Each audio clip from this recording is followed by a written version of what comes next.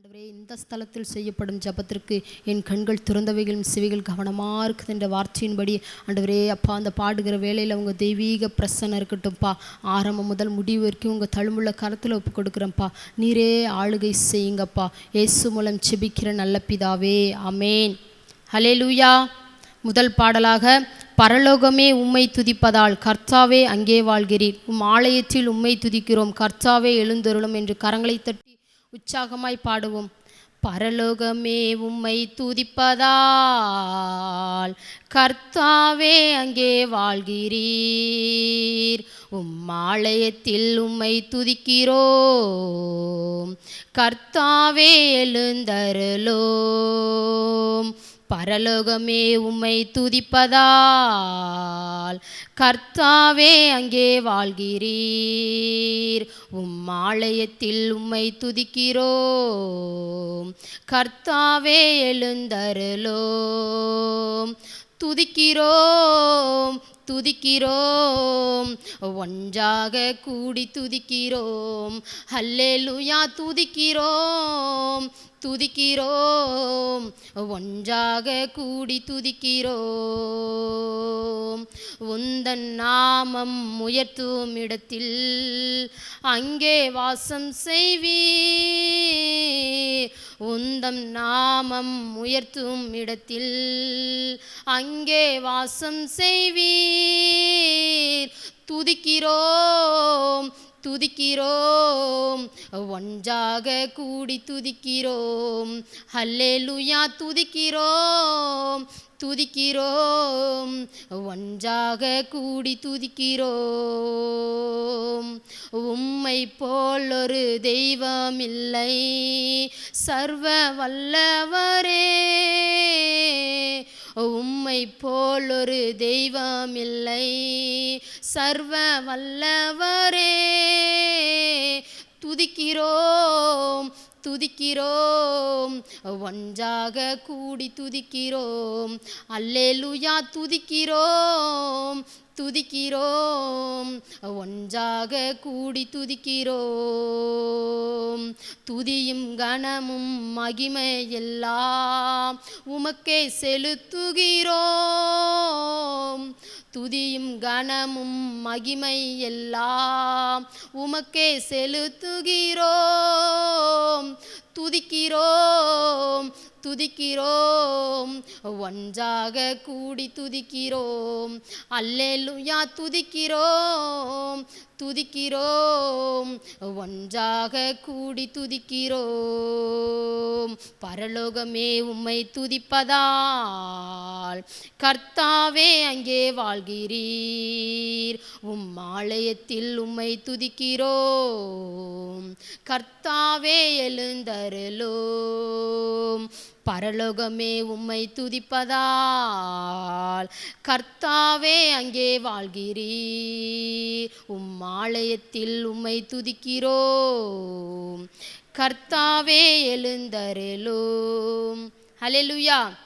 இன்னொரு பாடலாக, உமது முகம் நோக்கி பார்த்தவர்கள் வெட்கப்பட்டு போவதில்லை, உமது திருநாமம் அறிந்தவர்கள் கைவிடப்படுவதில்லை, நம்பினோரை நீ மறப்பதில்லை, உம்மை தேடி வந்தோரை வெறுப்பதில்லை என்று கரங்களை தட்டி ஆண்டவரை முகத்தை பார்த்தவர்கள் ஒருபொழுதும் வெட்கப்பட்டு போவதில்லை. ஹல்லேலூயா.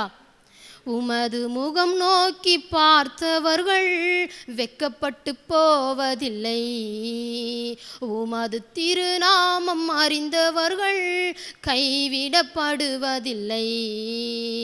உமது முகம் நோக்கி பார்த்தவர்கள் வெட்கப்பட்டு போவதில்லை, உமது திருநாமம் அறிந்தவர்கள் கைவிடப்படுவதில்லை. நம்பினோரை நீர் மறப்பதில்லை, உம்மை தேடி வந்தோரை வெறுப்பதில்லை. நம்பினோரை நீர் மறப்பதில்லை, உம்மை தேடி வந்தோரை வெறுப்பதில்லை. உமது முகம் நோக்கி பார்த்தவர்கள் வெட்கப்பட்டு போவதில்லை.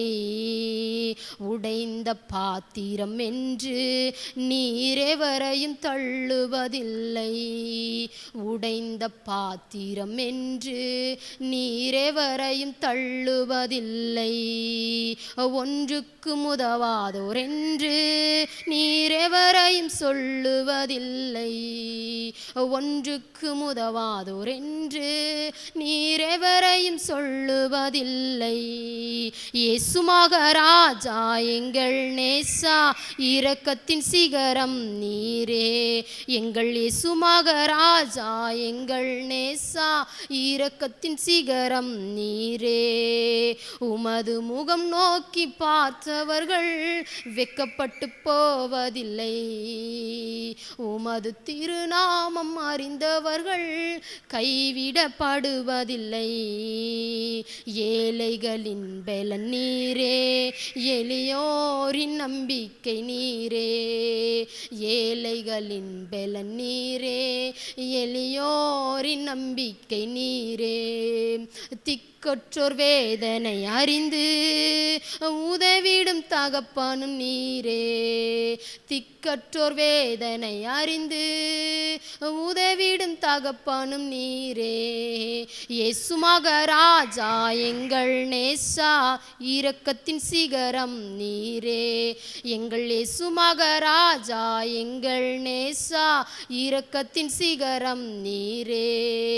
உமது முகம் நோக்கி பார்த்தவர்கள் வெட்கப்பட்டு போவதில்லை. உமது திருநாமம் அறிந்தவர்கள் கைவிடப்படுவதில்லை. ஏழைகளின் பலன் நீரே, எளியோரின் நம்பிக்கை நீரே. ஏழைகளின் பலன் நீரே, எளியோரின் நம்பிக்கை நீரே. திக்கற்றோர் வேதனை அறிந்து உதவிடும் தகப்பனும் நீரே. திக்கற்றோர் வேதனை அறிந்து உதவிடும் தகப்பனும் நீரே. இயேசு மகாராஜா எங்கள் நேசா, இரக்கத்தின் சிகரம் நீரே. எங்கள் இயேசு மகாராஜா எங்கள் நேசா, இரக்கத்தின் சிகரம் நீரே. ஹல்லேலூயா, ஹல்லேலூயா. யாவரும் எழுந்து நின்று கர்த்தரை நோக்கி பார்ப்போம். அன்புள்ள ஏசப்பா, ஆவியானவரே, 2-3 பேர் எங்கே நாமத்தை கூடி துதிக்கிறார்களோ அங்கே நடுவில் வாசம் பண்ணுவேன் என்று சொன்ன தெய்வமே, ஆண்டவரே, இந்த மத்தியில் இருக்கிறதற்காக உமக்கு நன்றி அப்பா. ஆண்டவரே, இந்த ஸ்தலத்தில் செய்யப்படும் ஜபத்திற்கு என் கண்கள் திறந்தவைகளும் என் செவிகள் கவனமாக இருக்குது என்ற வார்த்தையின்படி உமக்கு நன்றி ராஜா. ஆண்டவரே, நான் நிற்பதும் நிர்மூலமாகாது இருப்பது உங்களுடைய சுத்த கிருபை ராஜா. ஆவியானவரே, உமக்கு நன்றி ராஜா. அப்பா, இருந்தவரும் இருக்கிறவரும் வருகிறமாகி நீ சேனைகளின் கர்த்தர், பரிசுத்தர் பரிசுத்தர் பரிசுத்தர் என்று இரவும் பகலும் துதித்து கொண்டிருக்கிறாய் சுவாமி. அன்றே உங்கள் சிங்காசனத்தில் 24 வணந்து விழுந்து கொண்டிருக்கிறாய் சுவாமி. அப்பா இயேசுவே, பிதா வலது பரிசுத்தில் வீற்றிருக்கவர் அப்பா. அவருடைய நாமத்தை துதிக்கும் முதல்களின் கனியாகிய ஸ்தோத்திர பலிகள் அவர் மூலமாக எப்பொழுதும் தேவனுக்கு செலுத்த கடவும் வாருங்கள் என்று சொன்ன தெய்வமே, அன்றே ஸ்தோத்திர பலியிட்டு மகிமைப்படுத்துகிறாச்சா. அன்றே இந்த ஸ்தலத்தில் இருக்கிறதற்காக நமக்கு நன்றி அப்பா.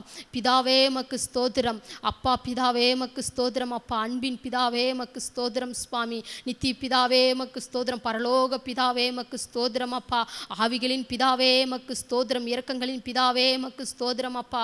ஓ மகிமையின் பிதாவே மக்கு ஸ்தோத்திரம். என்னை உண்டாக்கின பிதாவே மக்கு ஸ்தோத்திரம் அப்பா. என்னை ஆட்கொண்ட பிதாவே மக்கு ஸ்தோத்திரம். என்னை நிலைப்படுத்தின பிதாவே மக்கு ஸ்தோத்திரம் அப்பா. எண்ணங்கள் பிதாவே மக்கு ஸ்தோத்திரம்.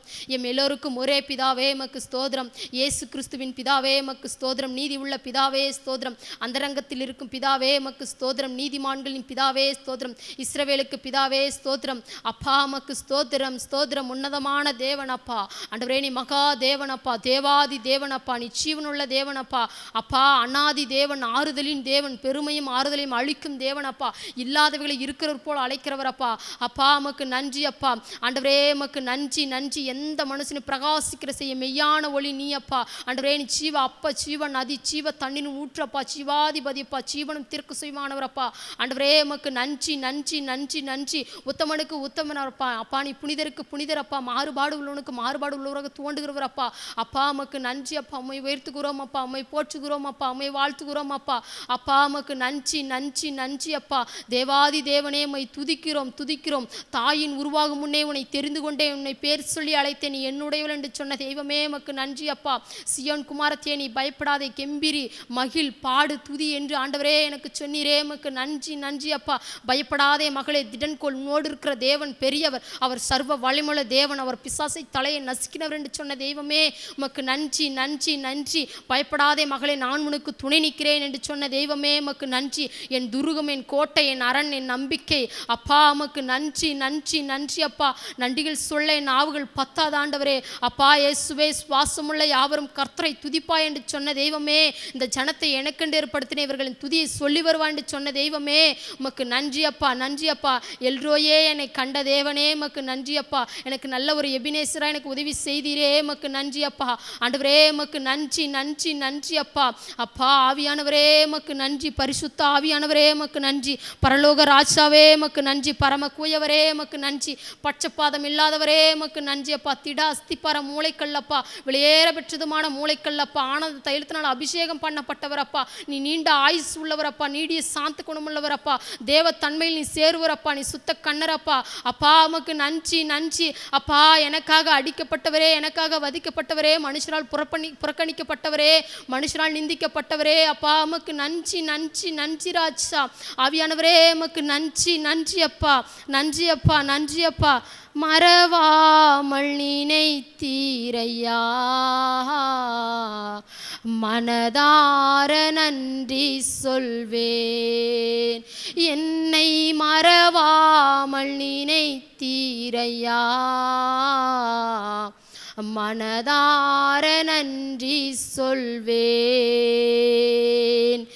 இரவும் பகலும் என்னை நினைத்து இதுவரை நடத்தினீரே,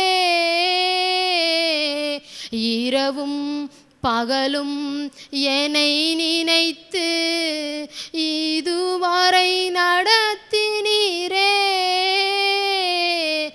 நன்றி நன்றி ஐயா, கோடி கோடி நன்றி ஐயா. நன்றி நன்றி ஐயா,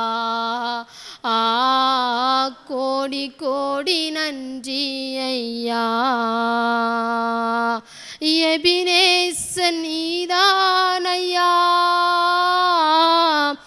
இதுவரை உதவி நீரே. எபினேசர் நீர்தானையா, இதுவரை உதவி நீரே. எல்ரோயி எல்ரோயி என்னை கண்டீரே, எப்படி நான் நன்றி சொல்வேன். எல்ரோயி எல்ரோயி என்னை கண்டீரே, எப்படி நான் நன்றி சொல்வேன். நன்றி நன்றி ஐயா, கோடி கோடி நன்றி ஐயா. நன்றி நன்றி ஐயா, கோடி கோடி நன்றி ஐயா. பலவீன நேரங்களில் பலன் தந்தீரையா, என் பலவீன நேரங்களில் பலன் தந்தீரையா. சுகமானேன் சுகமானேன், தழும்புகளா சுகமானேன், என் குடும்ப மருத்துவர் நீரே. சுகமானேன் சுகமானேன், தழும்புகளால் சுகமானேன், என் குடும்ப மருத்துவர் நீரே. நன்றி நன்றி ஐயா, கோடி கோடி நன்றி ஐயா. நன்றி நன்றி ஐயா, கோடி கோடி நன்றி ஐயா. தடைகளை உடைத்தீரையா, தள்ளாட விடவில்லையே. தடை தடைகளை உடைத்தீரையா, என்னை தள்ளாட விடவில்லையே. சோர்ந்து போன நேரமெல்லாம் தூக்கி என்னை சுமந்து வாக்கு தந்து தேற்றினீரே. சோர்ந்து போன நேரமெல்லாம் தூக்கி என்னை சுமந்து வாக்கு தந்து தேற்றினீரே. நன்றி நன்றி ஐயா. கரங்களை உயர்த்தி கோடி கோடி நன்றி ஐயா, நன்றி நன்றி ஐயா, கோடி கோடி நன்றி ஐயா. அப்பா உமக்கு நன்றி அப்பா. ஆண்டவரே அப்பா, திருவசனத்தை கேட்கிறோம் மாத்திரமல்ல, அதன்படி நான் செய்கிறவளுமா இருக்கணும் ராஜா. ஆண்டவரே அப்பா உமக்கு நன்றி அப்பா. ஆண்டவரே இன்றைக்கான மன்னாவை கொடுங்க ராஜா. ஆண்டவரே பேசுவது நானல்ல பிதாவின் பரிசுத்த ஆவியானவர் என்று சொன்ன தெய்வமே. ஆண்டவரே ஆரம்பம் முதல் முடிவு வரைக்கும் உங்கள் தழுமுள்ள கரம் இருக்கட்டுப்பா. ஆண்டவரே கரத்தில் ஒப்பு கொடுக்குறோம்ப்பா. நீரே ஆளுகை செய்யுங்கப்பா. இயேசு மூலம் செபிக்கிற நல்ல பிதாவே, ஆமேன். தேவன் இதுவரை நமக்கு போதுமானவராக இருந்திருக்கிறார். நம்முடைய பிரயாசங்கள், நம்முடைய அலைச்சல்கள் எல்லாவற்றையும் அறிந்திருக்கிறார். நம்ம முடிஞ்ச அளவுக்கு நம்ம காரியங்களை செய்து கொண்டிருக்கிறோம். இந்த காரியத்தில் ஆயத்த காரியங்களை தேவகாரம் கூட இருக்கும்படியாய், நம்ம ஊழியர்கள் நல்ல ஆரோக்கியம் தரும்படியாய், யாரெல்லாம் இந்த இதில் கேட்டிருக்கிறாங்களோ, கேள்விப்பட்டிருக்கிறாங்களோ எல்லாரும் இந்த கேம்பில் கலந்து கொள்ளும்படியாய் நாம் இணைந்து இந்த ஆகஸ்ட் 5 கேம்புக்காக ஜெபம் பண்ணுவோம். நல்ல ஆண்டவரே உமக்கு நன்றி செலுத்துகிறோம். இந்த காலை வேளையில் உம்மை நோக்கி பார்க்கும்படி நீர் கொடுத்துருக்கிற நல்ல தருணத்திற்காக உமக்கு நன்றி செலுத்துகிறோம். சின்னவன் 1000 சிறியவன் பலத்த ஜாதியுமாவான். கர்த்தராகிய நான் அதை ஏற்ற காலத்தில் தீவிரமாய் நடப்பின்னு வாக்கு பண்ணின தேவன், நீர் எங்களோடு கூட நடத்தி வருகிற அதிசயமான பாதைகளுக்காக நமக்கு நன்றி செலுத்துகிறோம். வருகிற ஆகஸ்ட் 5 நடக்க போகிற இந்த கேம்புக்காக ஜெபம் பண்ணுறோம் சுவாமி. ஒருவேளை யாரையெல்லாம் முன்குறிச்சிருக்கீங்களோ அதனால் அழைச்சிட்டு வாங்க ஆண்டவரே. ஒரு வாலிபர் பெற்றோர் முகாம் என்று ஆயத்தப்படுத்தியிருக்கிறோம் சுவாமி. ஒரு வாலிபர்களை அழைத்து வாங்க, முன்குறிக்கப்பட்ட வாலிபர்களை அழைத்துட்டு வாங்க ஆண்டவரே. அவர்களுக்காக ஜெபிக்கிற, அவர்களுக்கு உதவி செய்கிற அவர்களை பெற்றோர்களை நீ அழைத்துறோம் ஜெபிக்கிறோம் சுவாமி. எங்கள் மிஷனரிகள் இதற்காக எடுக்கிற எல்லா பிரயாசங்களையும் முயற்சியையும் நீர் வாய்க்கு சென்மா ஜெபிக்கிறோம் சுவாமி. ஒருவேளை எங்கெல்லாம் போய் பேசியிருக்கிறாங்களோ, வேன் பஸ் எல்லாம் கன்ஃபார்ம் பண்ணியிருக்காங்களோ அந்த காரியங்களில் நீர் எங்களோடு கூட இருக்குமா ஜெபிக்கிறோம். ஒருவேளை அதற்குரிய ஆயத்த தேவைகளுக்காக கூட ஜெபம் பண்ணுறோம் சுவாமி. ஒருவேளை நிறைய இடங்களில் வர்றேன்னு சொல்கிறாங்க, அதற்குரிய தேவைகளில் நாங்கள் சில நேரம் சோர்ந்து போயிடும் ஆண்டவரேன். அதற்குரிய தேவைகளுக்காக கூட ஜெபிக்கிறோம். ஐஸ்வர்ய சம்மனர் தாமே நீர் எங்களுக்கு தேவையான காரியங்களை சென்மா ஜெபிக்கிறோம். மனுஷ தயவுகளை ஏற்படுத்துகிறோம்னா ஜெபிக்கிறோம் சுவாமி. முன்குறிக்கப்பட்ட வாலிபர்களை அழைத்துறோம்னா ஜெபிக்கிறோம். உடைய கருத்தில் அர்ப்பணிக்கிறோம் சுவாமி. நீர் எங்களோடு கூட இந்த பெரிய காரியங்களை செய்யப்படுறதுக்காக நன்றி செலுத்துகிறோம், துதிக்கிறோம். துதி கனம் மகிமையாக உமக்கே செலுத்துகிறோம். இயேசுவின் நாமத்தில் ஜெபிக்கிறோம் நல்ல பிதாவே, ஆமேன். கர்த்தருடைய ஜெபங்களை கேட்ட கைகளை தட்டி தேவனை மகிமைப்படுத்துவோம். ஸ்தோத்திரம் ஸ்தோத்திரம் ஸ்தோத்திரம். தொடர்ந்து தேவன் நம்ம கொடுத்துருக்கிற ஊழிய திட்டங்களுக்காக நாம் ஜெபிப்போம். சிறுவர்களை சந்திக்கிறதுல, வாலிபர்களை சந்திக்கிறதுல, பெண்களை சந்திக்கிறதுல, பெரியவங்களை சந்திக்கிறதுல, இன்னும் நடக்கிற ஹாஸ்பிட்டல் மினிஸ்ட்ரி, இன்னும் தெபராக்கள் ஊழியங்கள், தோழமை மினிஸ்ட்ரி ஊழியங்கள், இப்படி தேவன் நமக்கு ஊழியங்கள் நிறைவேற்றும்படி கொடுத்துருக்கிற ஊழியர்களுக்காக நன்றி செலுத்துவோம். அவர்களை இன்னும் தேவன் வல்லமையை எடுத்து பயன்படுத்தும்படியாய் நாம் யாவரும் இணைந்து ஜெபிப்போம். நல்ல ஆண்டவரே உமக்கு நன்றி செலுத்துகிறோம் சாமி. என் ஆட்டுக்குட்டிகளை மேய்ப்பாயாக வேதவசனத்தின்படியாக நீ எங்களுக்கு கொடுத்துருக்கிற பெரிய தரிசனத்திற்காக உமக்கு நன்றி செலுத்துகிறோம். அநேக சிறு பிள்ளைகளை உமக்குள்ளாக நடத்தும்படியாக, வாழ்க்கை உம்முடைய ஜீவ வழியில் நடத்தும்படியாய் நீர் எங்களை எடுத்து பயன்படுத்தி கொண்டிருக்கிறீ உமக்கு நன்றி செலுத்துகிறோம் சாமி. இவர்களை இயேசுன்னு யாரெல்லாம் தங்களுடைய வாயினால் அறிக்கையிட்டாங்களோ அவங்களெல்லாம் நான் என் பக்கம் இழுத்துக்கொள்வேன் வாக்கு பண்ணின தேவன் அதை நிறைவேற்றி கொண்டிருக்கிறீ உமக்கு நன்றி செலுத்துகிறோம். நீர் எங்களை நம்பி கொடுத்துருக்கிற ஒவ்வொரு கிராமங்களுக்காக நன்றி செலுத்துகிறோம். ஒவ்வொரு சிறு பிள்ளைகளுக்காக, வாலிபர்களுக்காக நன்றி செலுத்துகிறோம் சாமி. யாரெல்லாம் நாங்கள் சந்தித்தோமோ ஒருவரையும் நாங்கள் இழந்து போகாதபடி அவங்களெல்லாம் பரலோக சொந்தக்காரில் மாற்றும்படி நீர் எங்களுக்கு கிருபை செய்ய ஜெபிக்கிறோம்.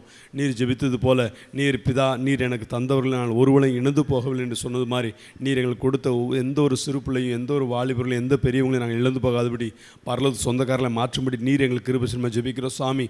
உதவி செய்யுங்கப்பா. இன்னுமா நாங்கள் திட்டம் பண்ணியிருக்கிற ஒவ்வொரு ஊழிய திட்டங்களுக்காக நன்றி செலுத்துகிறோம். சிறு பிள்ளைகளை சந்திக்கிற காரியங்களில், வாலிபர்களை சந்திக்கிற காரியங்களும் கிருபை கொடுக்க ஜெபிக்கிறோம். குறிப்பாக அந்த எங்களுடைய ஒருவேளை சிறு பிள்ளைகள், வாலிபர்களுடைய பெண்களுக்காக நாங்கள் ஜெபம் பண்ணுறோம். அவங்களும் ரட்சிக்கப்படும் போது குடும்பங்கள் கட்டப்படும் சாமி. அவங்களுக்கும் சுவிசேஷ முகாம்கள் நடத்தப்பட உதவி செய்யுங்க, கேம்புகள் நடத்தப்பட உதவி செய்யுங்க. நீர் எங்களோடு கூட காரியங்களை சென்மா ஜெபிக்கிறோம் சாமி. ஒருவேளை இதற்காக எங்களோடு கூட தோல் கொடுத்து செய்கிற தெபராக்களுக்காக நன்றி செலுத்துகிறோம். தோழமை மிஷனரிகளுக்காக நன்றி செலுத்துகிறோம் சாமி. பெரிய திட்டத்தோடு தரிசனத்தோடு எங்களோடு கூட இணைத்திருக்கிறோம், உமக்கு நன்றி செலுத்துகிறோம். அவர்களை வல்லமையாக பயன்படுத்தி கொண்டிருக்கிறோம், உமக்கு நன்றி செலுத்துகிறோம். இதிலும் பெரிதானவைகளை காண்பாயின் வேதம் சொல்கிறபடி இன்னும் அவர்கள் வல்லமையாக எடுத்து பயன்படுத்த ஜெபிக்கிறோம் சுவாமி. அவர்கள் அவங்க குடும்பங்களை பொறுப்படுத்திக் கொள்ளுங்க. ஊழியம் செய்வது நிமித்தமாக அவர்கள் குடும்பங்களை ஆசீர்வதிக்கப்பட உதவி செய்யுங்க. அவங்க குடும்பங்களெல்லாம் ரட்சிக்கப்பட உதவி செய்யும். உங்களுடைய கருத்தில் அர்ப்பணிக்கிறோம் சுவாமி. தேவன் எங்கள் ஜெபங்களை கேட்டு அப்படியே செய்கிறதற்காக நன்றி. தேவன் நம்முடைய ஜெபத்தை கேட்ட கரங்களை தட்டி தேவன் மகிமைப்படுத்துவோம். ஸ்தோத்திரம் ஸ்தோத்திரம் ஸ்தோத்திரம். தொடர்ந்து தேவன் நம்ம கொடுத்துருக்கிற ஜெபிக்கிற கொடுக்குற பங்காளர்களுக்காக நம்ம ஜெபம் பண்ணுவோம். ஒருவேளை நிறைய நேரங்களில் நம்ம சாப்பிட்றோம், நம்முடைய ஊழியங்களை செய்கிறோம்னா உற்சாகமாக நமக்கு பின்னாடி நிறைய பேர் ஜெபம் பண்ணிகிட்டு இருக்காங்க. தியாகமாய் காணிக்க கொடுக்கறதுனால இப்படிப்பட்ட காரியங்களை செய்ய முடியுது. அவர்களே ஆசீர்வதித்து இந்த நேரத்தில் அவங்க என்னெல்லாம் நம்மகிட்ட ஜெபம் பண்ணும்படி கேட்டுக்கிட்டாங்களோ அந்த காரியங்களை தேவக்கரம் கூட வந்து நடத்தும்படியாய், அவர்களை ஆசீர்வதிக்கும்படியாய், அவங்க குறைவுகளெல்லாம் தேவன் நிறைவாக்கும்படியாய் இந்த காரியத்திற்காக நாம் யாவரும் இணைந்து ஜெபிப்போம். நல்ல ஆண்டவரே, உமக்கு நன்றி செலுத்துகிறோம். இந்த பூமியில் நாமத்தை பிரஸ்தாபப்படுத்தும்படி எங்களை தெரிந்து கொண்டிருக்கிறோம். உமக்கு நன்றி செலுத்துகிறோம். இந்த பெரிய தரிசனத்தில் எங்களுக்காக தியாகமாய் கொடுக்கிற ஒவ்வொரு குடும்பங்களையும் நினைத்து பார்க்கிறோம் சுவாமி. அநேகர் தங்கள் நெருக்கத்தின் மத்தியில், பலவீனத்தின் மத்தியில், குறைச்சல் மத்தியில் கொடுக்குறவங்க நிறைய பேர் இருக்கிறாங்க. ஆண்டவரே, அவங்க என்னெல்லாம் எதிர்பார்த்து கொடுக்குறாங்களோ அவங்க வாழ்க்கையில் நீ காரியங்களை சொல்லுமா ஜெபிக்கிறோம் சுவாமி. ஒருவேளை கேன்சருக்காக ட்ரீட்மெண்ட்டுக்காக இருந்தாலும் முதலாவது அந்த ஒரு பகுதி எங்களுக்காக கொடுத்துட்டு ட்ரீட்மெண்ட் பார்க்குறவங்க உண்டு. ஆண்டவரே, தங்கள் சரீர பலவீனங்களில் எங்கள் ஒருவேளை இருந்தாலும் நீ எங்களுக்கு கொடுக்கப்பட்ட நிர்ணயிக்கப்பட்ட காரியங்களில் உண்மையாக இருக்கிறவங்க நிறைய பேர் உண்டாண்டவரே. அவங்களெல்லாம் கண்ணோக்கி பாருங்க ஆண்டவரே. என் சிஸ்டம் நாமத்து நிமித்தம் ஒரு கலசம் தண்ணீர் கொடுத்தாலும் அவன் பலனை அடையாமல் போகுதுன்னு வாக்கு பண்ணின தேவன் அவங்க குறைவுகளெல்லாம் நிறைவாக்குங்க ஆண்டவரே. அவங்க பலவீனத்திலெல்லாம் மாற்றுங்க. ஒருவேளை அவங்க குழந்தை ஒருவேளை திருமணத்திற்காக காத்திருப்பாங்கன்னு அவங்க வாழ்க்கையில் அற்புதம் செய்யுங்க ஆண்டவரே. திருமணம் ஆகியும் குழந்தை இல்லாமல் கஷ்டப்படுவாங்கன்னு அவங்க வாழ்க்கையில் அற்புதம் செய்ய ஜெபிக்கிறோம். தங்களுடைய பிள்ளைகளுக்காக, தங்களுடைய உறவினர்களுக்காக ஜெபிக்க கேட்டுக்கொண்ட ஒவ்வொருவருக்காக ஜெபம் பண்ணுறோம் சுவாமி. ஜெபத்தை கேட்கிற தேவன் தாமே இந்த நேரமே அவங்களோட வாழ்க்கையில் நீ அற்புத சிரமம் ஜெபிக்கிறோம் சுவாமி. இனிமே எங்களுக்காக ஜெபிக்கிற அநேக தாயார்களை கொடுத்துருக்கிறீர், தகப்பன்மார்களை கொடுத்துருக்கிறீர், அண்ணன்மார்களை கொடுத்துருக்கிறீர். உங்களுக்கு நன்றி செலுத்துகிறோம். இன்னும் நாங்கள் இணைந்து உடைய ராஜ்யத்திற்காக ஒரு கூட்டம் மக்களை ஆதாயப்படுத்தும்படி நீர் எங்களுக்கு கொடுத்துருக்க ஒவ்வொரு பார்ட்னர்ஸுக்காக நன்றி செலுத்துகிறோம் சுவாமி. ஒவ்வொருவரையும் இருதயத்தின் ஆழத்திலிருந்து அவர்களை வாழ்த்தி ஆசீர்வதிக்கிறோம் சுவாமி. அவர்களை எங்களோடு கூட ஒரு இணைந்த நிமித்தமாக, ஊழியத்திற்கு கொடுத்த நிமித்தமாக, ஜெபித்த நிமித்தமாக அவர்கள் குடும்பங்களெல்லாம் சந்ததிகளெல்லாம் ஆசீர்வதிக்கப்பட உதவி செய்யும். உங்களுடைய கருத்தில் அர்ப்பணிக்கிறோம். மீதியான நேரத்திலும் நீர் எங்களோடு கூட இடைப்படும், நீர் பேசும். இயேசுவின் நாமத்தில் ஜெபிக்கிறோம் நல்ல பிதாவே, ஆமென். Praise the Lord.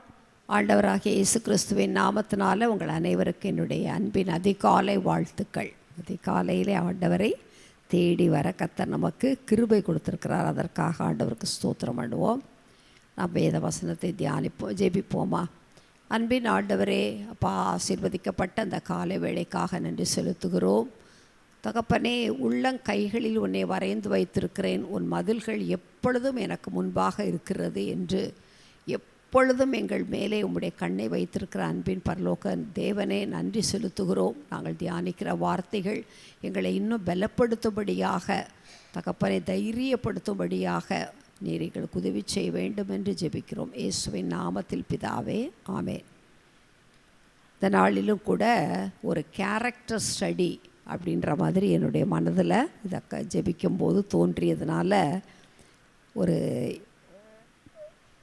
யோவான் ஸ்நானகனுடைய பிறப்பு, வளர்ப்பு, ஊழியம், மரணம், இந்த காரியங்களை தியானிக்கும்படியாக நம்ம இருக்கிறோம். லூக்கா எழுதின சுவிசேஷம் 1வது அதிகாரம் 66வது வசனத்தில், இந்த பிள்ளை எப்படிப்பட்டதாக இருக்குமோ என்றார்கள். கர்த்தருடைய கரம் அந்த பிள்ளையோடே இருந்தது. இன்றைக்கு அநேக பெற்றோருக்கு ரொம்ப கவலை, பிள்ளையுடைய எதிர்காலம் எப்படி இருக்குமோ, இந்த பிள்ளையை வச்சு ஆண்டவர் என்ன செய்ய போகிறாரோ, இந்த பிள்ளைக்காக நம்ம என்ன எல்லாம் செய்ய வேண்டி இருக்குமோ அப்படின்னு சொல்லி நிறைய மனக்குழப்பங்கள், பாரங்கள் எல்லாம் இருக்குது. ஆனால் அந்த நாட்களில் இருந்துச்சு இந்த பிள்ளை எப்படிப்பட்டதாக இருக்குமோ அப்படின்னு. ஆனால் கர்த்தருடைய கரம் அந்த பிள்ளையோடே இருந்தது. ஹல்லேலூயா. ஆண்டவருடைய கரம் ஒரு பிள்ளையோட கூட இருக்கணும். அதான் ரொம்ப முக்கியமாக நம்ம கவனிக்க வேண்டிய காரியம். இப்போ கர்த்தருடைய கரம் பிள்ளைகள் மேலே இருந்துச்சுன்னா அந்த கரம் என்ன செய்யும்? இப்போ நம்ம பிள்ளைய நம்ம கையில் வச்சுருந்தோன்னா நம்ம என்ன பண்ணுவோம்? ரொம்ப பத்திரமாக இறுக்கி பிடிச்சிக்கிடுவோம். அழகாக என்ன செய்யணும், எங்கே போகணுமோ அங்கே தான் கூட்டிகிட்டு போவோம், எங்கே போகக்கூடாதோ அங்கெல்லாம் விடமாட்டோம். அவ்வளோதான் நம்மளால் செய்ய முடியும். மற்றபடி இந்த பிள்ளையுடைய எதிர்காலத்தை குறித்த காரியம்லாம் நம்மளால் ஒன்றும் செய்ய முடியாது. இப்போ நம்ம யோவான் ஸ்நானகனை எடுத்துட்டோன்னா அவருடைய பிறப்பு அப்படின்னு பார்த்தா நம்ம எல்லாருக்குமே நல்லா தெரிஞ்ச காரியம்தான் இது. தாயார் வந்து எலிசபெத், தகப்பனார் வந்து சகரியா. அப்போ அவங்க 2 பேருக்கும் வயதான காலத்தில் பிறந்த ஒரு பிள்ளை. அப்போ குழந்தை என்பது எப்போ பிறக்கணும், நமக்கு கல்யாணம் ஆன உடனே குழந்தை பிறந்துடணுன்னு தான் எல்லாருக்குமே ஆசை. ஆனால் ஆண்டவர் வந்து என்ன பண்ணியிருக்கிறாரு, சில காரியங்களையெல்லாம் திட்டம் பண்ணி வச்சுருக்கிறார். அப்போ இவங்க 2 பேரும் ஆசாரியர் தான். லூக்கா 1:6 பார்க்கும்போது, அவர்கள் இருவரும் கர்த்தரிட்ட சகல கற்பனைகளின்படியும் நியமங்களின்படியும் குற்றமற்றவர்களாய் நடந்து தேவனுக்கு முன்பாக நீதி உள்ளவர்களாய் இருந்தார்கள். இதை விட ஒரு நல்ல கேரக்டர் ஒரு பெற்றோர்கிட்ட இருக்குமா அப்படின்னு நம்ம வந்து தேடவே வேண்டியதில்லை. ஏன்னா கர்த்தரிட்ட சகல கற்பனைகளின்படியும் நியமங்களின்படியும் குற்றமற்றவர்களாய் நடந்தாங்களாம், தேவனுக்கு முன்பாக நீதி உள்ளவர்களாய் இருந்தார்கள். இவ்வளோ ஒரு உத்தமமான நல்ல ஒரு பேரண்ட்ஸு. ஆனால் அவங்களுக்கு என்ன அப்படில்ல, குழந்தை இல்லை. அவங்க வந்து ஆசாரிய ஊழியம் தான் செஞ்சாங்க. அவங்க வந்து ஏதோ ஒரு காரியம் செஞ்சு உலக பிரகாரமாக இருந்தவர்கள், அதனால் அவங்களுக்கு ஒரு பாதிப்பு இருந்தது அப்படின்லாம் நம்ம சொல்ல இங்கே இடமே இல்லை. அவங்க 2 பேரும் ஆசாரிய ஊழியந்தான் செய்து கொண்டிருக்கிறாங்க. பல வருஷம் வயசாயிட்டாங்க. அவங்களுக்கு நம்பிக்கையே இழந்து போன நிலைமையில தான் அவங்க அதுக்கு ஆண்டவர் என்ன செய்கிறாரு, அந்த குழந்தையை கொடுக்குறாரு. அப்போ ஏன் அப்படி ஒரு வயதான காலத்தில் போய் இவ்வளோ நல்ல பேரண்ட்ஸுக்கு உடனே ஒரு குழந்தைய கொடுத்தா அவங்க எவ்வளோ அழகாக வளர்த்து எவ்வளோ நல்லா அந்த பிள்ளைய வந்து அவங்க ரசித்து பார்த்துருப்பாங்க. எல்லா காரியங்களும் இல்லை, எல்லா பெற்றோருக்கும் இருக்கிற ஆசை தான் சீக்கிரமாக குழந்தை பிறந்துடணும், அது வந்து நல்லா வளர்கிறத நம்ம பார்க்கணும், அதுக்கு சீக்கிரமாக அப்போ நல்லா படிக்க வச்சு வேலை பார்த்து அதுக்கு ஒரு கல்யாணம் பண்ணி அதுடைய பிள்ளைய பார்த்து அப்புறம் பேரப்பிள்ளையோடைய பிள்ளைய கூட பார்த்து இந்த காலத்தில் அப்படிலாம் ரொம்ப ஆசை கூடிக்கிட்டே போகுது. ஆனால் இங்கே வந்து என்ன நடக்கலை, அந்த மாதிரிலாம் நடக்கலை. ஆண்டவர் வந்து சில திட்டங்களையும் தீர்மானங்களையும் வைத்து அதற்கென்று சிலரை என்ன செய்கிறாரு, இவங்க தான் அதுக்கு சரியான ஆட்கள் அப்படின்னு சொல்லி என்ன பண்ணுறாரு, அவங்கள நியமித்து வைத்திருக்கிறார். ஆண்டவருக்கு தேவை ஒரு குழந்தை இயேசு பிறக்கிறதுக்கு 6 மாதத்துக்கு முன்னாடி தான் பிறக்கணும். அதுக்கு முன்னால் இந்த குழந்தை என்ன செஞ்சிடக்கூடாது, பிறந்துடக்கூடாது. இயேசுவுக்கு முன்னோடி தான். அதனால் ஆண்டவர் என்ன பண்ணுறாரு, அவர் பாட்டுக்கு இருக்கிறார். இவங்க ஜோம் பண்ணிகிட்டே தான் இருப்பாங்க, ஜோம் பண்ணி ஓஞ்சி போயிட்டாங்க. கடைசியில் அவர் விசுவாசிக்கவே இல்லை. தகுந்த காலத்தில் நிறைவேறப் போகிற தரிசனத்தை விசுவாசிக்க கூட முடியல. ஏன்னா நானே கிழவனாக இருக்கிறேன், எங்கள் மனைவிக்கு ரொம்ப வயசாயிட்டாங்க, இனிமேல் போய் குழந்தை பிறந்து நாங்கள் வளர்த்து அப்படின்ற ஒரு நிலைமைக்கு ஒரு ஆசாரியன், அவர் வந்து நம்ம ஆசாரியன்னா ரொம்ப எதிர்பார்க்குறோம். அப்படிப்பட்ட ஒரு காலத்தில் பிறந்த ஒரு பிள்ளை தான். அந்த குழந்தை உண்டான உடனேயே அவங்க மனைவிக்கும் உதவிகள் அப்படிங்கிறதெல்லாம் ரொம்ப தேவைப்பட்டிருக்கும். ஏன்னா வயசாயிட்டாங்க, பலவீனமாயிட்டாங்க. அதுக்கு ஆண்டவர் யாரை நியமித்தார்னா, அந்த பாருங்கள் மரியாள் தான் அங்கே போகிறாங்க. இப்போ இதெல்லாம் நம்ம கற்பனை பண்ணி இதெல்லாம் நமக்கு இதில் தெரியும் பைபிளில். ஆனால் ப்ராக்டிக்கலாக யோசித்து பாருங்களேன், எவ்வளவு வந்து ஒரு கடினமான காரியம். ஒரு இதெல்லாம் ஏன் ஆண்டவர் இப்படிலாம் செய்கிறாரு, இதுக்கு யாரையாவது கரெக்டாக அந்த வயசில் உள்ளவங்களையே தெரிஞ்சுக்கலாம்ல அப்படின்லாம் நினைக்கலாம். இவங்க எலிசபெத் வயதானவர்களாக இருக்கிறாங்க, மரியாள் வந்து யார், ஒரு கேர்ள். அப்போ ஆண்டவர் வந்து உதவி செய்கிறதற்காக மரியாளை அனுப்பி வைக்கிறார். இங்கே பார்க்கும்போது தீர்க்கதரிசிகள் ஆண்டவரிடத்தில் விசாரிக்கிற காரியம்தான். இப்போ வந்து குழந்தை வந்து பிறந்துருச்சு. குழந்தை வந்து பிறக்கு முன்பாகவே பெயரிடப்பட்ட குழந்தைகள் ரொம்ப ஒரு முக்கியமானவங்க.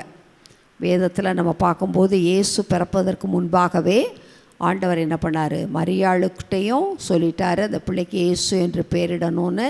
யோசேப்புட்டையும் அதே பேர் தான் சொன்னார். என் முதல் பேரன் பிறந்ததுனால எனக்கு ரொம்ப ஆசை, அதனால் நான் ஆண்டவர்கிட்ட ஜோம் பண்ணேன், ஆண்டவரே இது வந்து என்ன குழந்தை பிறந்தாலும் சரிதான் ஆண்டவரே அப்படின்னு ஒத்துக்கிட்டேன். ஆம்பளை பிள்ளைனாலும் பரவாயில்ல, பொம்பளை பிள்ளைனாலும் பரவாயில்ல, எந்த பிள்ளைனாலும் ஒரு குழந்தை நீங்கள் தரணும் அப்படின்னு சொல்லிட்டேன்னு. அப்புறம் என்ன பேர் வைக்கணும் அப்படின்னு சொல்லி ஆண்டவர்கிட்ட நான் ரொம்ப நாள் ஜெபம் பண்ணி கேட்டுகிட்டே இருந்தேன். அப்போ ஆண்டவர் எனக்கு வந்து ஒரு சோப்பனாக கொடுத்தார். ஒரு குட்டி பிள்ளை அந்த பக்கம் திரும்பி உட்கார்ற ஸ்டேஜு, ஒரு சட்டை ஷர்ட் போட்டிருந்துச்சு. சரி இது ஆம்பளை பையன் தெரிஞ்சுக்கிட்டே, ஒரு கோடு போட்ட நீளமாக ஒரு கலராக ஒரு பலவர்ண சட்டை போல் இருக்குது, தெரியல எனக்கு அதெல்லாம். அப்படி ஒரு சட்டை போட்டிருந்துச்சு. இதை ஒரு பையன் போல் இருக்குது இது அப்படின்னு சொல்லி தெரிஞ்சுக்கிட்டேன். அப்புறம் அந்த பிள்ளை கையில் ஒரு புஸ்தகம் வச்சுருக்கிற மாதிரி இருக்குது. இப்போ நம்மெல்லாம் அந்த காலத்தில் புக்கில் அந்த ஓரத்தில் தானே பேர் எழுதுவோம் இல்லையா? அந்த பிள்ளை இப்படி புஸ்தகத்தை வச்சுருக்குது. நான் பின்பக்கமாக தான் இருந்து பார்க்குறேன். அந்த மேலே வந்து ஜான் பீட்டர் அப்படின்னு எழுதி இருந்துச்சு. ஓஹோ, இந்த பிள்ளைக்கு பேர் ஜான் பீட்டர்னு வைக்கணும் போல் இருக்குது அப்படின்னு சொல்லி எல்லாம் எனக்கு ரொம்ப சந்தோஷமாக இருந்துச்சு. ஏன்னா இதெல்லாம் புது அனுபவம், பேரன் இல்லை. அதனால் அப்புறம் நான் சொன்னேன் அவள் என் மகள்கிட்டே, எங்கள் மருமகன்ட்டே. அவள் எங்கள் மருமகன் அதுக்கு முன்னாடி அவர் ஜெபம் பண்ணி, அவர் பாஸ்டர், அவர் ஆண்டவர்கிட்ட ஒரு மிஷினரி பேரை வாங்கி வச்சுருந்தார். ஆனால் நான் சொன்ன பேரையும் வச்சார், ஜான் பீட்டர். நான் சொன்னேன் அவர் ரேமண்ட் அப்படிங்கிற பேர் வச்சுருந்ததுனால ஜான் ரேமண்ட் அவன் பேர். அவனை ஊழியத்துக்கு தான் அப்போ ஆண்டவர்கிட்ட கேட்டிருந்தோம். இன்றைக்கு MD 3rd year Bangalore Bible காலேஜில் படித்து கொண்டிருக்கிறான். அப்போ ஒரு பிள்ளை அப்படின்னு சொன்னால் அந்த பிள்ளையை குறித்து நிறைய காரியங்களை நாம் என்ன செய்ய வேண்டியது இருக்குது. நிறையா இந்த காலத்தில் என்னென்னமோ கற்பனை பண்ணுறாங்க. ஆனால் நம்ம பிப்ளிக்கலாக தான் பிள்ளைகளை குறித்த காரியங்களை நாம் யோசிக்க வேண்டியதாக இருக்குது. இப்போ இந்த பிள்ளை பிறந்துருச்சு. இந்த பிள்ளை பிறந்து வளரும்போது நமக்கு தெரியும், தகப்பன் வந்து ஊமையாக போயிட்டார். அப்புறம் பரம்பரைப்படி தான் பேர் வைக்கணும்னா அந்த பிள்ளைக்கு சகரியான் தான் பேர் வைக்கணும். ஆனால் ஆண்டவர் என்ன செஞ்சிட்டார், அந்த பிள்ளைக்கு யோவான்னு பேர் கொடுத்துட்டார். அப்போ அந்த கணவன் மனைவி பேர் வைக்கிறதுல எவ்வளோ ஞானமாக பரம்பரை பழக்கம்தான். அப்போ அந்த காலத்துலலாம் மாற்றவே முடியாது. அவ்வளவு ஸ்ட்ரிக்டாக இருக்கிற ஒரு காலத்தில் கூட என்ன பண்ணுறாங்க, அந்த பிள்ளைக்கு பேரிடும்போது எல்லாரும் வந்திருக்கிறாங்க. தகப்பன் பேச முடியாமல் போயிட்டார். ஆனால் என்ன பண்ணுறாங்க, ஒரு இதை ஸ்லேட் எடுத்து அதில் இந்த பிள்ளைக்கு சகரியான் பேர் வைப்போம் அப்படின்னு சொல்லும்போது, இல்லை யோவான் என்று பேரிட வேண்டும். பாருங்கள், ஆண்டவர் நமக்கு ஒரு காரியத்தை வெளிப்படுத்தி விட்டால் பிள்ளைகளை குறித்து அந்த காரியத்தில் நம்ம என்ன செய்யக்கூடாது, மாறவே கூடாது. அது ரொம்ப ஆபத்தான காரியம். பிள்ளையை பாதிச்சிடும். நம்ம செஞ்சிடலாம், ஆனால் அது பிள்ளையை பாதித்து விட கூடாது. எனவே என்ன செஞ்சிடறாங்க, அவ்வளோ ஒரு கடினமான சூழ்நிலையில் கூட அழகாக யோவான் என்று பேரிட்டுட்டாங்க. அப்போ பிள்ளை வளருது. பிள்ளை எங்கே வளர்ந்துச்சுன்னெலாம் தெரில. வனாந்திரத்தில் கூப்பிடுகிறவனுடைய சத்தம் அப்படின்னு சொல்லி தான் நம்ம இதை ஏசாயால் அவரை குறித்து நாம் வாசிக்கிறோம். இப்போ மத்தேயு 3வது அதிகாரத்திற்கு வரும்போது அந்த பிள்ளையினுடைய ஊழியம், அந்த பிள்ளையினுடைய ஊழியம் எப்படின்னா ரொம்ப கடிந்து கொள்ளுகிற ஒரு ஊழியம். அதை தான் நான் உணர்ந்தேன். மத்தேயு 3வது அதிகாரத்தில், அந்நாட்களில் யோவான் ஸ்நானகன் யூதேயாவின் வனாந்திரத்தில் வந்து, அப்போ வனாந்திரத்தில் வாசம் பண்ணுகிற, அங்கே எல்லாமே வனாந்திரம் தான், பாலைவனம் தானே. அதனால் வனாந்திரத்தில் வந்து மனம் திரும்புங்கள், பரலோக ராஜ்யம் சமீபித்திருக்கிறது என்று பிரசங்கம் பண்ணினான். அல்லேலூயா. பாருங்கள், முதல் பிரசங்கம் புதிய ஏற்பாட்டில் அதுவே என்னது தான், அதுதான் என்னது, உங்களுக்கு அது கிடைக்கும் இது கிடைக்கும் அப்படி இப்படின்றதெல்லாம் இல்லை. நேராக மனம் திரும்புங்கள், பரலோக ராஜ்யம் சமீபமாக இருக்கிறது. இதுதான் ஒரு பிரசங்கம் பண்ணான். தான் ஊழியத்தில் முக்கியமாக சொல்லப்பட வேண்டிய காரியம் பரலோக ராஜ்யம். ஒரு மனுஷனுக்கு ஒரு குழந்தை, ஒரு பிள்ளை, யாரை சந்திக்கிறோமோ அவங்களுக்கு நம்ம என்ன வாங்கி கொடுக்கணும், பரலோக ராஜ்யத்தில் ஒரு இடம் வாங்கி கொடுப்பது தான் ஊழியம்.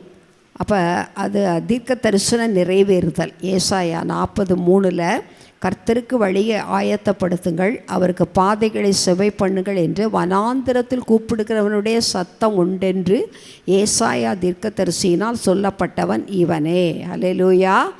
ஆண்டவர் தீர்க்க தரிசனமாக சொல்லப்பட்ட காரியங்களை நிச்சயமாக நிறைவேற்றுவார். அதில் சந்தேகமே இல்லை. எனவே தேவனிடத்தில் பிள்ளையின் காரியங்கள் ஒவ்வொன்றையும் குறித்து நம்ம என்ன செய்யணும், விசாரித்து வைத்து எல்லாத்தையும் எழுதி வச்சுக்கிடணும். ஏன்னா மறந்து போயிடுவோம். அதனால் எழுதி வச்சுக்கொள்வது ரொம்ப நல்லது. எந்த காரியத்தையும் ஆண்டவரோடு இருக்கிற அந்த ஆண்டவர் சொல்லுகிற காரியங்கள், நாம் கேட்கிற பேசுகிற எல்லா காரியங்களையும் குறித்து நமக்கு ஒரு நல்ல பர்சனல் நோட் இருக்கணும். நான் இப்போ ஆண்டவர் என்கிட்ட அந்த காரியத்தை பேசிக்கொண்டே இருக்கிறார். வயசாகிடுச்சு, நிறைய காரியம் மறந்து போயிடுது. எரேமியாவில் படிச்சுக்கிட்டே இருந்தேன். அப்போ ஆண்டவர் எரேமியாட்ட பாரூக்கை கூப்பிட்டு, நீ ஆண்டவர் என்னெல்லாம் எரேமியாட்ட பேசுகிறாரோ அதெல்லாம் பாரூக்கை கூப்பிட்டு நீ எழுது, எல்லாத்தையும் எழுதி போய் அவனை அந்த ராஜாக்கிட்ட வாசிக்க சொல்லு அப்படின்னு சொல்கிறாரு. ராஜா வாங்கி கிழிச்சு போட்டுடுறாரு. ஆனாலும் மறுபடியும் என்ன செய்கிறாரு, இன்னொரு இதை எடுத்துகிட்டு வா அப்படின்னு மறுபடியும் மறுபடியும் எழுதி மறுபடியும் போய் அங்கே வாசி அப்படின்னு சொல்கிறார். அப்போ ஆண்டவர் பாருங்கள், எவ்வளவு அவர் பேசுகிற காரியங்கள் ஜனங்களுக்கு கன்வே பண்ணுறதில், அவர் அறிவிக்கிறதுல அவர் ரொம்ப நம்மை நியமித்து நம்ம செய்வோம் அப்படின்னு காத்திருக்கிற ஒரு தேவனாக இருக்கிறாரு.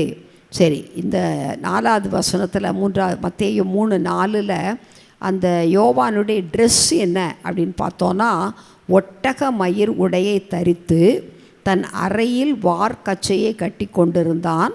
வெட்டுக்கிளியும் காட்டுத்தேனும் அவனுக்கு ஆகாரமாய் இருந்தது.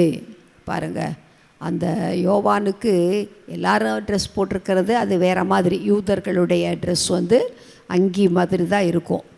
ஆனால் இவர் எப்படி போட்டிருக்கிறாரு, ஒட்டக மயிர் உடையை தரித்து அறையில் வார்க்கச்சை கட்டி கொண்டிருக்கிறாரு. சாப்பாடு என்னவா, வெட்டுக்கிளியும் காட்டுத்தேனும் தான். அப்போ இது அப்பா அம்மா கூடயே இருந்து வளரலையா, வீட்டிலையே இருந்து வளர்க்கப்படலையா அப்படின்லாம் நமக்கு டீட்டெயில்ஸ் எல்லாம் பைபிளில் போடலை. ஆனால் அவருடைய வளர்ப்பே எப்படி இருக்குது, அவர் வனாந்திரத்தில் தான் வளர்றாரு. ஆனால் இவர் பண்ண பிரசங்கத்தில் ஒரு வல்லமை இருந்திருக்குது. இதை வாசிக்கும்போது 5வது வசனத்தில், எருசலேம் நகரத்தாரும் யூதேயா தேசத்தார் அனைவரும் யோர்தானுக்கு அடுத்த சுற்றுப்புறத்தார் யாவரும் அவனிடத்திற்கு போய். பாருங்கள், ஒரு ஆள் தான் பிரசங்கம் பண்ணுறாரு. ரொம்ப சின்ன வயசாக தான் இருக்கும் இல்லை.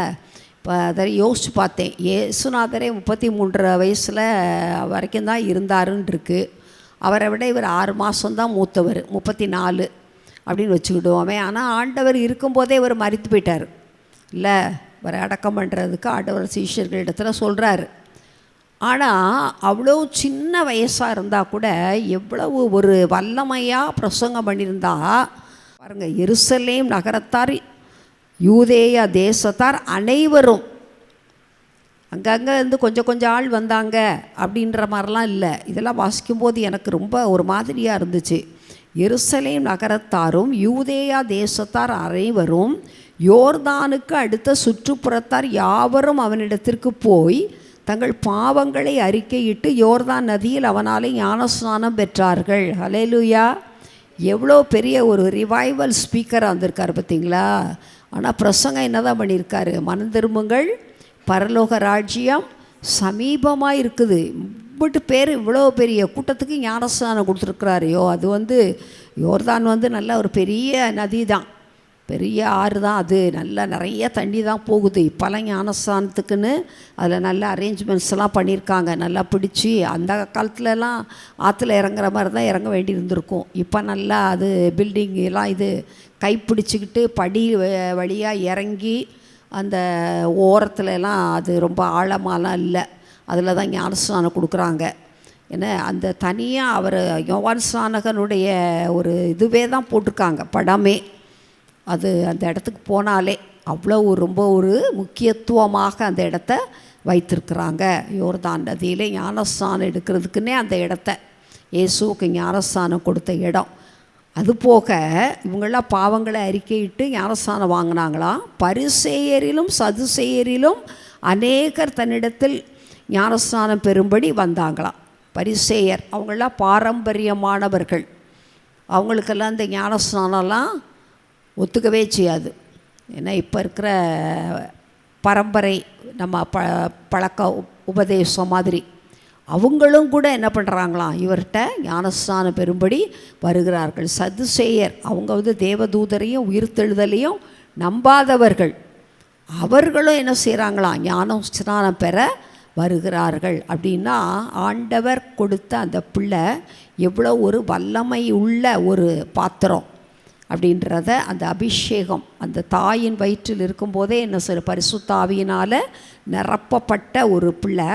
அந்த பிள்ளையை குறித்து சொல்லும்போது அவனுடைய பிறப்பின் மீது என்ன ஆகும், ரொம்ப சந்தோஷம் உண்டாகும் அப்படின்னு சொல்லி வேதத்தில் அவங்களுக்கு தீர்க்க தரிசனம் சொல்லுகிறாங்க. அப்போ இதெல்லாம் பார்க்கும்போது எவ்வளவு சந்தோஷம் அவங்களுக்கு ஏற்பட்டிருக்கும் அப்படின்றதெல்லாம் கெஸ் பண்ணி பார்த்தா, ஆண்டவர் கொடுக்குற பிள்ளை ரொம்ப ஒரு ஜெபம் பண்ணி ஆண்டவர் நமக்கு பேசி கொடுக்குற பிள்ளை ரொம்ப விசேஷமான பிள்ளை. ரொம்ப கவனமாக அந்த பிள்ளையை நாம் என்ன செய்யணும், வளர்க்க வேண்டும் அப்படின்னு சொல்லி நான் யோசித்தேன். அடுத்தபடியாக என்ன பிரசங்கம் பண்ணார்னா, 8வது வசனம், மனந்திரும்புதலுக்கு ஏற்ற கனிகளை கொடுங்கள். எல்லாரும் ஞான பரிசேர சதுசேர வர்றாங்க, அவங்க எப்படிப்பட்டவங்க அப்படின்றது எல்லாருக்குமே தெரியும். அவங்கள பார்த்து என்ன சொல்கிறாரு, விரியன் பாம்பு குட்டிகளே, வருங்கோபத்துக்கு தப்பித்து கொள்ள உங்களுக்கு வகை காட்டினவன் யார்? இப்படி யார்ட்டையா பேச முடியுமா நம்ம? யாரையாவது பார்த்து ஒன்றுமே இப்படிலாம் அப்படிலாம் பேசவே முடியாது. ரொம்ப அவங்கள நம்ம சோப் போட்டு நல்லா கூட்டிகிட்டு போனால் தான் வருவாங்க. இந்த மாதிரிலாம் சொன்னோன்னா அவங்களும் வரமாட்டாங்க, வர்றவங்களையும் இவங்கக்கிட்ட போகாதீங்கன்ற மாதிரி ஒரு நிலைமை வந்துடும். ஆனால் ஆண்டவர் கொடுத்த அபிஷேகமும் அந்த தைரியமும் எவ்வளோ கிரியை செய்து பாருங்கள், வல்லமை. ஆண்டவர் தாயின் கருவிலேயே கொடுக்கிறது. மனம் திரும்புதலுக்கு ஏற்ற கனிகளை கொடுங்கள். இந்த அடுத்தது 10வது வசனத்தில் சொல்லிடுறாரு, நீங்கள் கனி கொடுக்கலைன்னா இப்பொழுது கோடாரி எங்கே இருக்குது, மரத்தினுக்கு வேறு அருகே தான் இருக்குது. நல்ல கனி கொடாத மரம்லாம் என்ன செஞ்சுருவாங்க, வெட்டுண்டு அக்கினியிலே போடப்படும் அப்படின்னு சொல்லி சொல்கிறார். அப்போ இல்லைன்னா மனம் திரும்பலைன்னா, கனி கொடுக்கலைன்னா அக்கினி நிறைந்த இடம் நரகம்தான், உங்களுக்கு நரகம்தான் அப்படின்னு சொல்லி சொன்னால் நம்ம என்ன நினைக்கிறோம், அது ஒரு அபத்தமான வார்த்தையாக இருக்கே, என்ன நீங்கள் நரகத்துக்கு தான் போவீங்கன்னா அப்படின்னு சொல்லி யோசிக்கிறோம்ல. ஆனால் அவர் அப்படி தான் சொல்லியிருக்கார், இன்டைரக்டாக சொல்லியிருக்கார். அவர் என்ன நல்ல கனி கொடாத மரமெல்லாம் என்ன ஆயிருமா, வெட்டுண்டு அக்கினியிலே போடப்படும் அப்படின்னு சொல்லிட்டுன்னு பிரசங்கம் பண்ணியிருக்கிறார். அப்போ அவருடைய ஊழியம் ரொம்ப கட் அண்ட் ரைட்டு, என்ன தப்புன்னு தான் தைரியமாக சொல்லியிருக்கிறாரு.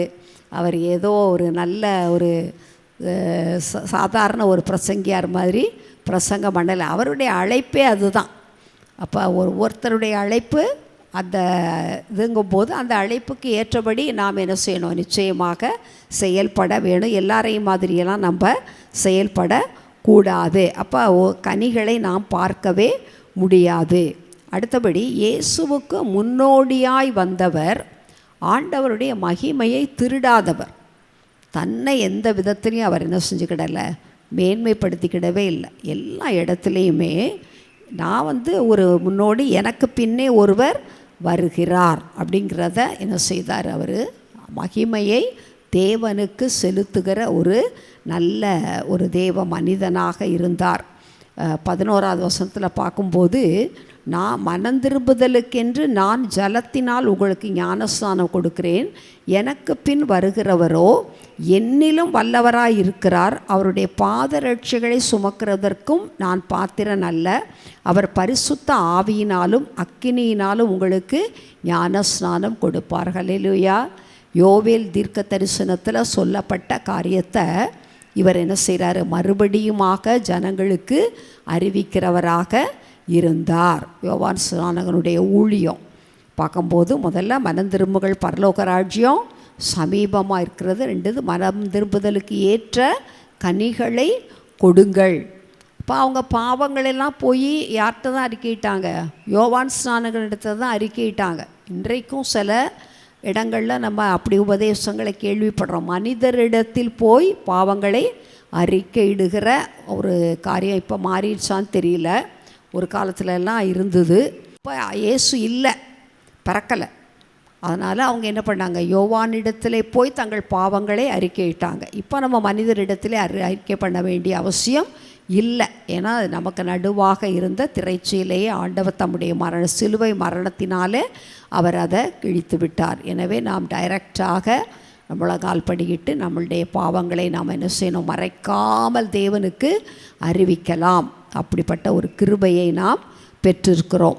அப்புறம் அழகாக சொல்கிறார், தூற்றுக்குடை அவர் கையில் இருக்கிறது, அவர் தமது களத்தை நன்றாய் விளக்கி கோதுமையை களஞ்சியத்தில் சேர்ப்பார், பதரையோ அபியாத அக்கினியிலே சுட்டு எரிப்பார் அப்படின்னு ஜனங்களுக்கு அதை மனம் திரும்புதல் இல்லைன்னா அவங்களுடைய நிலைமை என்ன அப்படிங்கிறதையும் என்ன செய்தார், அவர் தெளிவாக ஜனங்களுக்கு சொன்னார். அப்போ நம்ம சுவிசேஷம் சொல்லும் பொழுது தெளிவாக அவர்களுக்கு எல்லா காரியங்களையும் சொல்ல வேண்டும். ஏதோ மேற்பூச்சா நீங்கள் பாவ மன்னிப்பு வாங்கிருங்க, ஞானஸ்நானம் வாங்கிருங்க அப்படின்னு சொல்லக்கூடாது. அதையும் சொல்லணும். வாங்கலைன்னா அதனுடைய பாதிப்பு என்ன என்பதையும் அவர்களுக்கு சொல்லணும். இயேசுவுக்கும் அவர் ஞானஸ்நானம் கொடுத்தார். ஆனால் இப்படிப்பட்ட ஒரு நல்ல ஊழியம் செய்த அவருடைய முடிவு எப்படி அப்படின்றது நமக்கு நன்றாகவே தெரியும். இயேசு அவரை குறித்து சாட்சி கொடுக்கும்போது யோவான் 10வது அதிகாரத்தில் 40-41 சொல்கிறாரு, ஸ்திரீகளிடத்தில் பிறந்தவர்களில் யோவான் ஸ்நானகனை விட பெரியவங்க இல்லை அப்படின்னு சொல்லி இயேசு யோவான் ஸ்நானகனை குறித்து என்ன செய்கிறாரு, சாட்சி கொடுக்கிறார். யோர்தானுக்கு அக்கறையிலே முன்னே யோவான் ஞானஸ்நானம் கொடுத்து கொண்டிருந்த இடத்துக்கு திரும்பி போய் அங்கே தங்கினார். அநேகர் அவரிடத்தில் யோவான் ஒரு அற்புதத்தையும் செய்யவில்லை, ஆகிலும் இவரை குறித்து யோவான் சொன்னதெல்லாம் மெய்யாக இருக்கிறது என்றார்கள். இயேசுவை குறித்து என்ன, அப்போது யோவானால் என்ன செய்யப்படலை, யோவான் ஸ்நானகனால் மனம் திரும்புகிற அற்புதத்தை விட பெரிய அற்புதம் வேறு ஒன்றுமே இல்லை. நோய் சுகமாகிறது, வேலை கிடைக்கிறது, பணம் கிடைக்கிறது, இன்னும் என்னென்னாலும் எல்லாம் ஜோமன்றமோ கிடைக்கிறது, எல்லாமே அற்புதம்தான். ஆனால் பெரிய அற்புதம் இது மனம் திரும்புதல் தான். இப்போ அந்த மனம் திரும்புதலை அவர் என்ன செய்தார், அறிக்கை விட்டார். மத்தேயு 11வது அதிகாரம் 7-12 நம்ம வாசித்தோன்னா அதில் தான் அவருடைய முடிவு பார்க்குறோம். அவர் ஒரு இரத்த சாட்சியாக மரித்தார். எதனால், ஒரு காற்பங்கு தேசாதிபதியினுடைய தவறை என்ன செஞ்சார், அவர் நேராகவே சொன்னார். என்ன, ராஜாக்களுடைய காரியத்தை இவ்வளவு நேராக சொல்கிற அளவுக்கு நம்ம என்ன செய்யணும், தைரியம் உள்ளவர்களாக ஒரு தேவ ஆவியானவர் தான் நமக்கு ஒரு பலன் கொடுக்க வேண்டும். சரியா, நம்ம பார்க்குறோம். நம்ம அந்த ஏரோது தன் சகோதரனுடைய மனைவி பிலிப்புவின் மனைவியை அவருடைய மனைவியாக அவர் வைத்திருக்கும்போது எவ்வளோ சின்ன வயசாக தான் இருந்திருக்கும். அவங்களுக்கு ஒரு குழந்தையே இருக்குது. ஏரோதியாளுக்கும் பிலிப்புக்கும் ஒரு குழந்தையே இருக்குது. இவர் எப்படி இருந்திருப்பார், ஒரு வாலிப பையனாக தான் இருந்திருப்பார். என்ன, அதெல்லாம் நம்ம கெஸ் பண்ணி பார்த்தோன்னா ரொம்ப இவ்வளோ தைரியம் எங்கேருந்து வந்துச்சு, எப்படி சொல்ல முடிஞ்சிச்சு. இப்போவே எவ்வளவோ தவறுகள் நடந்தால் கூட நம்ம என்ன செய்ய முடியல, அதெல்லாம் டைரெக்டாக பேச முடியாதபடி. ஆனாலும் சுவிசேஷத்தை நாம் அவர்களுக்கு அறிவிக்கிறோம். மார்க் 6வது அதிகாரம் 17வது வசனத்தில் நம்ம பார்க்குறோம். அவர் என்ன செய்கிறாரு, அந்த ஏரோதுட்ட சொல்லிடுறார். ஏன்னா யோவான் ஏரோதை நோக்கி மார்க்கு 6:18 யோவான் ஏரோதை நோக்கி, நீர் உம்முடைய சகோதரன் மனைவியை வைத்து கொள்வது நியாயமல்லவென்று சொன்னது நிமித்தம் ஏரோது சேவகரை அனுப்பி யோவானை பிடித்து கட்டி காவலில் வைத்திருந்தான். ஏரோதியாளும் அவனுக்கு சதி நினைத்து அவனை கொன்று போட மனதாக இருந்தால், ஆகிலும் அவளால் கூடாமற் போயிற்றது. ஏனென்றால் யோவான் நீதியும் பரிசுத்தம் உள்ளவன் என்று ஏரோது அறிந்து அவனுக்கு பயந்து அவனை பாதுகாத்து அவன் யோசனையின்படி அநேக காரியங்களை செய்து விருப்பத்தோடே அவன் சொல்லை கேட்டு வந்தான். பாருங்கள், ஏரோதுக்கு யோவான் ஸ்நானகர் யாருங்கிறது முழுமையாக தெரிஞ்சு தான் இருக்குது. ஏரோதியாளுக்கு தெரியலை. என்ன ஆனாலும் என்ன பாவத்தை குறித்து அவன் சொன்னாலும் அவனுக்கும் என்ன பைபிளில் என்ன போட்டிருக்கு, பின்பு சமயம் வாய்த்தது. அப்போ நம்ம சத்தியத்தை சொல்லுறது நிமித்தம் நம்ம என்ன செஞ்சிடறோம், அநேகருக்கு பகைஞர்களாக ஆகிவிடுகிறோம். பரவாயில்ல, ஆண்டவர் என்ன செய்வார், நிச்சயமாக நமக்கு அதற்குரிய பலனை வைத்திருக்கிறாரு. அந்த நமக்கு தெரியும், அந்த ஜென்ம நாள் வருது, அந்த பாப்பா டான்ஸ் ஆடுது. உடனே இவர் என்ன செஞ்சார், ரொம்ப எக்ஸைட்டடாகி எமோஷ்னலாக என்ன கேட்டாலும் தந்துடுவேன், என்ன பாப்பா வேணும் அப்படின்னோன்னா அது போய் அவங்க அம்மாக்கிட்ட கேட்குது.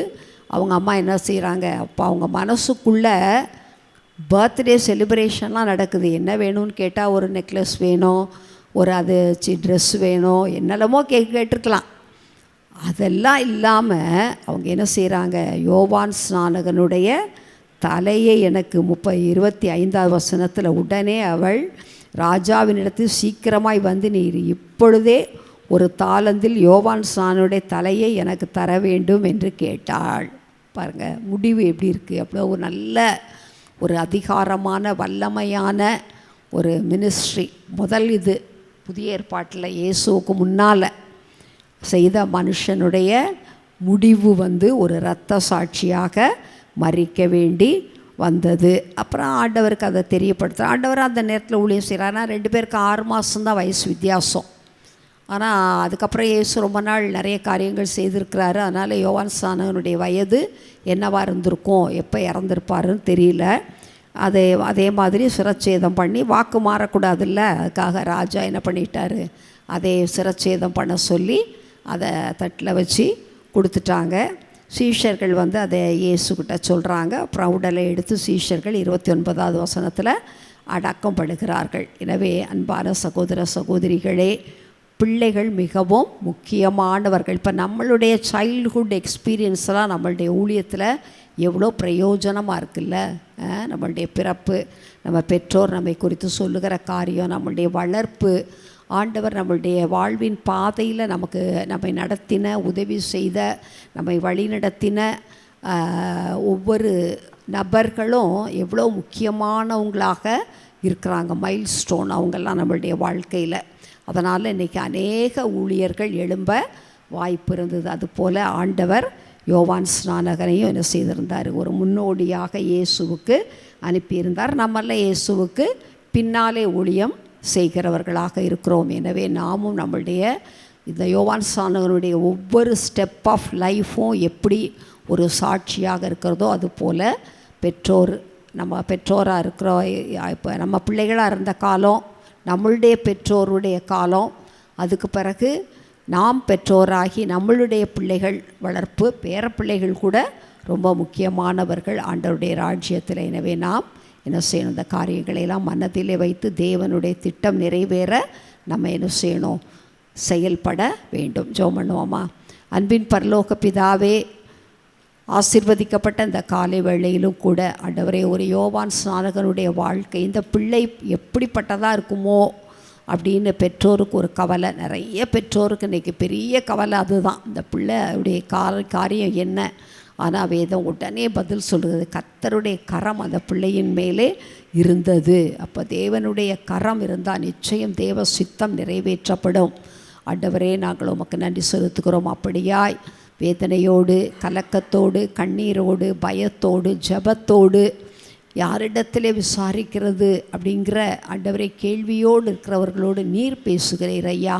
பிள்ளையின் கர்த்தருடைய கரம் பிள்ளை மேல் இருக்கும் பொழுது அந்த பிள்ளை நிச்சயமாக ஒரு ஆசீர்வதிக்கப்பட்ட பிள்ளையாக, பிரயோஜனமான பிள்ளையாக, அநேகருக்கு ஆசீர்வாதமான பிள்ளையாக கர்த்தர் ஆசீர்வதிப்பீர் என்பதை அறிந்து உம்மிடத்திலே சேர உம்முடைய சித்தம் செய்ய கிருபை தாரும்.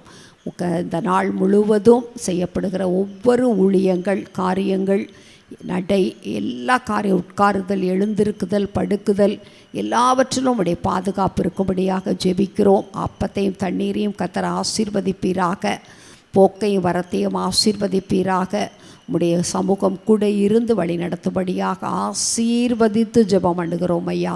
ஆண்டவர் பெரிய காரியங்களை செய்யும். இயேசு கிறிஸ்துவின் மூலம் ஜெபிக்கிறோம் அன்பின் பரலோக பிதாவே, ஆமேன். என் ஆத்துமாவே கர்த்தரை ஸ்தோத்திரி, என் முழு உள்ளமே அவருடைய பரிசுத்த நாமத்தை ஸ்தோத்திரி.